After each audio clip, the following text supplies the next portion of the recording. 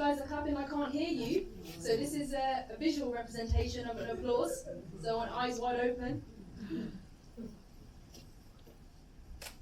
So I'm very proud to come from Birmingham today.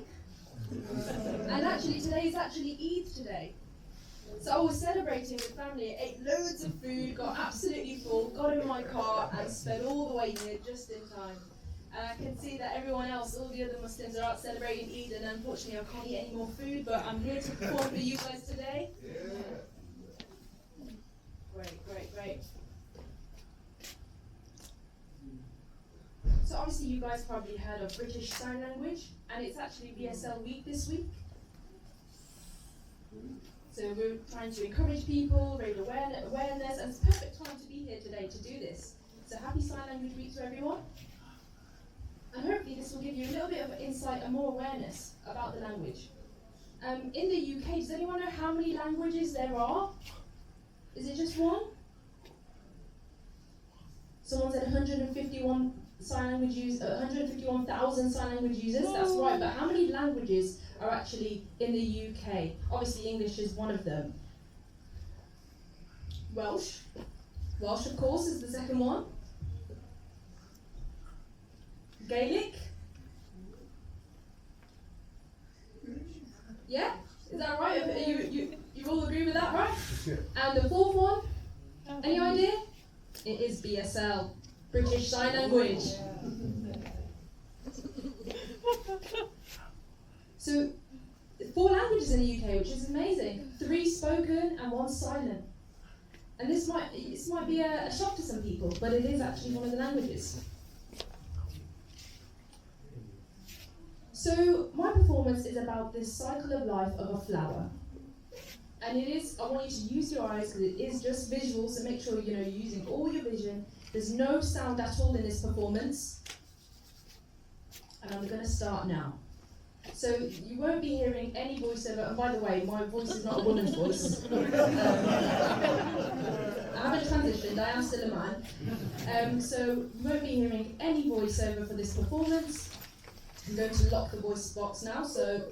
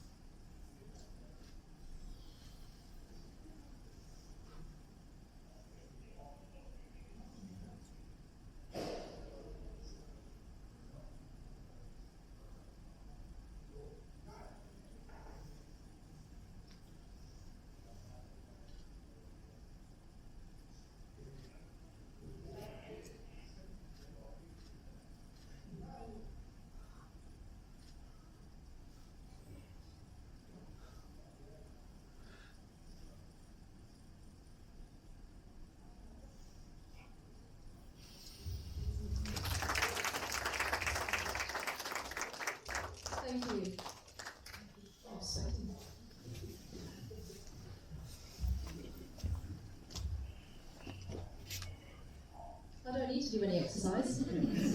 I've already done my bit today. The flower story, it's quite some hard work. Broke a sweat from that. So my other piece is about something that happened back in 2001. I took part in some protests, and it was about getting BSL recognised as a language by the government. And that took place in Wolverhampton. So we were campaigning, we were doing some protests, we really thought we weren't being recognised. And do you remember I mentioned the fourth language of the UK is BSL, but back then it was only just the three. And BSL wasn't actually one of them, so that's what we were doing there, we were campaigning for that. And on this particular day, we were doing this protest outside the council. And it was next to the Civil Hall in Wolverhampton. And there was a lot of deaf people and hearing people too that turned up, and we were all protesting outside. And it actually started raining, unfortunately. It was raining really badly that day. And a lot of people kind of left. And so we weren't really getting enough traction that we wanted that day, which was really disappointing. So we thought, oh no, it's a wasted day. So we kind of had a little discussion between the groups, and one guy, he was a hearing guy, he was actually a wheelchair user, and he was like, why don't we block the roads? And you know, we'll cause a bit of havoc, cause a bit of attention. And we were like, yeah, you know what, that'll do it. So we all went to the roads. It's the Prince Square roundabout. It's quite a big roundabout, it's really busy. It's next to the bus station in Wolverhampton, and train station, and also the football ground as well. And there was a football match actually on that day, so there was loads of people there and police, and so we decided to block all the roads at this roundabout. Some buses were trying to get through, they were saying, move out the way, move out the way. And the guy in the wheelchair, he got out of his wheelchair, he was on the floor, he couldn't do anything about it. And we were like, yes, this is working, we're getting loads of attention, we're doing what we want. And the police eventually did arrive. They started walking over, trying to get people, and they realised we're all deaf. We're all just using sign language. BSL is our language. They were trying to talk to us, we were signing away. They were like, don't know what you guys are saying, we didn't know how to communicate with us. We thought, oh, they thought this was going to be impossible. We're just signing away. And the police were like, trying to talk to me. And I'm like, I can't hear you, I don't know what you're saying. I'm signing back. And they're like, oh, we just couldn't understand each other both ways. And then the police actually found someone, one of the police officers could actually sign a little bit. And they're like, oh, I can sign a little bit. Can you move? And I said, okay. And I just started just signing away as normal. And he was like really confused, looking at me. I don't know what he's saying. He said to his police officer, friends, I don't know what he's saying. And they were really stressed out, they didn't know what to do. And they gave up actually. The police gave up and they just grabbed us. They grabbed us and put us in the back of the van. They started grabbing all other deaf people as well. We were just getting chucked into the back of the van because they just couldn't communicate with us. There was so much of a communication breakdown. And there was one hearing person as well, and he assumed he was deaf and just grabbed him too. And he was like, what are you doing? Took us to the station. And all the deaf people went straight into a cell, locked us all up. 5 of us it was, 5 deaf people. The one hearing person, they didn't lock him up. You might think, why? Well, because they could communicate. So they just had that interview straight there and then. Why are you blocking the roads? Why are you doing this? Give your statement here. All right, you're good to go. Let's get that all done. Do your fingerprints, take your photo, and off you go. And he went very quickly. Lucky. And us deaf guys were all just locked up because the police couldn't communicate with us. Which is discrimination. We were locked up for 5 hours until finally an interpreter arrived. And the police were like, oh yes, finally. And now we took turns doing our statements, doing our fingerprints, photographs. And then we all eventually had to go to court. So we all went to court, and the court said, we want one of you to sort of represent the group. There were 6 of us that were arrested. So we had to do it sort of in turns. And we said, no, we want to do it as a group and do it at the same time. And they said, no, we've got to do it separately. And we actually found out there was no interpreter on the day.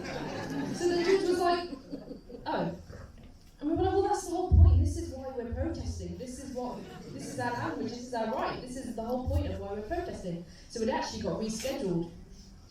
And the second time, all of the community from the UK, from the deaf community, all came out with signs, placards, and they were protesting outside the court that day.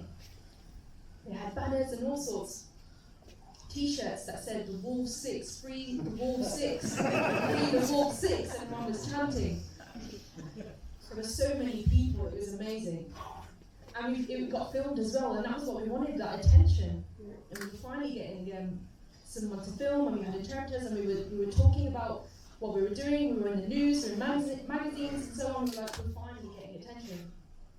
So at court, they could hear all the commotion from outside and realised that actually this was becoming a big thing, and they thought, you know what, shit, we better just let them go. We don't want to, get any some bad news. So they just let us go, and then we came out. We were all celebrating. So that's basically the backstory of this next piece, and it's about sort of my life journey, about the protests, fighting for BSL, and being happy that BSL has actually been recognised, and it's perfect timing for BSL week as well. And just one more thing, this sign I'm doing here, this kind of represents cogs in a wheel. And on one hand we've got deaf people, on the other hand we've got the hearing people, and they're just working in unison as cogs in a wheel together. So if you see that sign, that's what I'm doing. And if you see deaf people and hearing people not working well together, then the cogs don't work. And that's really important. And that's one of the key messages of my piece. So I will be using a metaphor of wolves. So the Wolf 6 represents the 6 people from Wolverhampton that got arrested, and the Free the Wolf 6 was this chant that we were doing, but I'm going to be actually using a metaphor as wolves that were actually locked up. So I'll start now. Locking the voice again.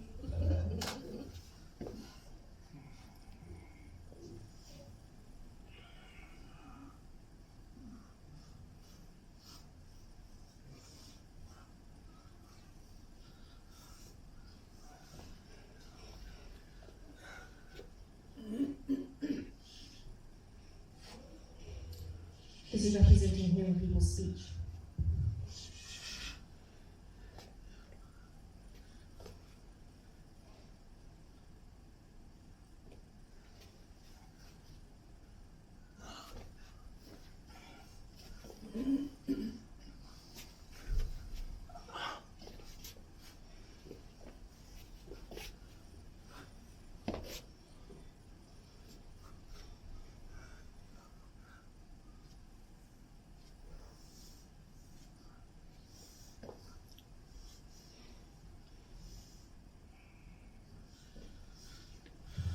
And this is BSL.